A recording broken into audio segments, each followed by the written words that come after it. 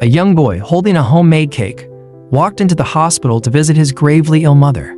But just as he reached the door, he overheard a heartbreaking truth. His mother's illness couldn't be treated in their country.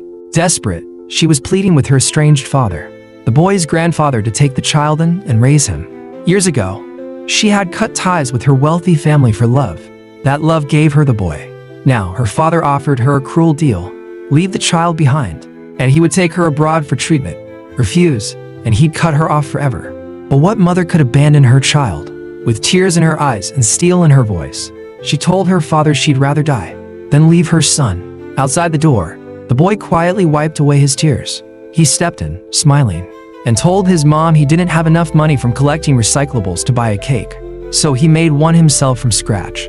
He then handed her a small gift, a children's watch. Her tears flowed freely.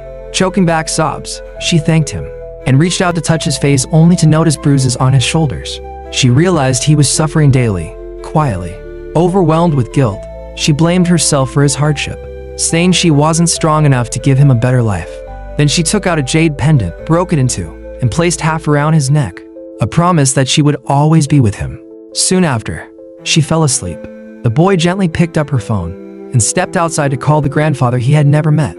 He said he would leave his mother willingly if only his grandfather would save her life.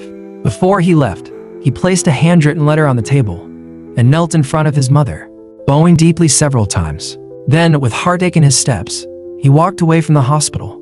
Moments later, the mother awoke. She saw the letter, and as she read it, she broke down, screaming in anguish. Her son was gone. She ran into the streets, crying his name, falling, crawling, but refusing to stop, until her father arrived and took her away for treatment.